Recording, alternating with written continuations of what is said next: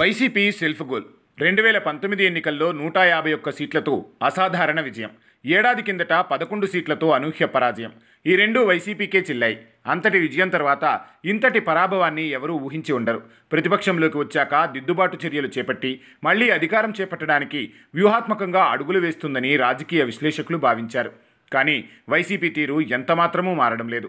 అధికారంలో ఉండగానే చేసిన తప్పులనే ఇప్పుడు కొనసాగిస్తున్న సంకేతాలు కనిపిస్తున్నాయి. జగన్ పర్యటనల సందర్భంగా ప్రతిసారి తప్పటడుగులే పడుతుండడం గమనించవచ్చు. తాజాగా మరో వ్యవహారంలో వైసీపీ సెల్ఫ్ గోల్ వేసుకుంది. శ్రీకాళహస్తికి చెందిన జనసేన నేత వినుతా కోట దంపతులు తమ డ్రైవర్ హత్య కేసులో నిందితులుగా ఆరోపణలు ఎదుర్కొంటూ అరెస్టు కావడం సంచలనం రేపింది. ఈ విషయం మీద సోషల్ మీడియాలో వైసీపీ రచ్చ చేయడం మొదలుపెట్టింది.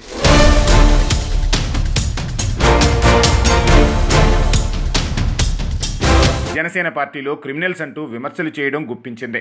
స్వయంగా వైసీపీ పార్టీ అఫీషియల్ హ్యాండిల్లో దీని మీద ట్వీట్లు కూడా పడ్డాయి. దీని మీద చేయాల్సిన రచ్చంతా చేసి ప్రయోజనం పొందాలని వైసీపీ వాళ్ళు చూస్తున్నారు. కానీ దీనివల్ల వైసీపీకే చేటు ఎక్కువగా జరుగుతున్న సంకేతాలు కనిపిస్తున్నాయి.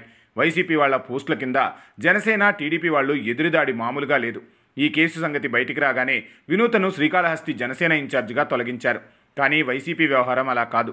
తన డ్రైవర్ను చంపి డోర్ డెలివరీ చేశాడని ఆరోపణలు ఎదుర్కొన్న ఎమ్మెల్సీ అనంతబాబును పేరుకు సస్పెండ్ చేసి పార్టీ కార్యక్రమాలన్నింటిలో పాల్గొన్న అభ్యంతర పెట్టలేదు జగన్. జగన్తో పలు సందర్భాల్లో ఆయన సన్నిహితంగా మెలిగారు.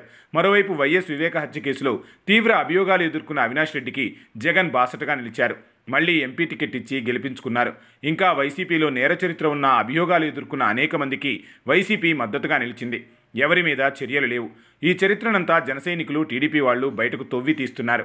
ఇలాంటి చరిత్ర ఉన్న వైసీపీ హత్య కేసు విషయం బయటకు రాగానే సస్పెండ్ చేసి పార్టీకి దూరం పెట్టిన జనసేన మీద అటాక్ చేయడం ఏంటంటూ గట్టిగా కౌంటర్ ఇస్తున్నారు.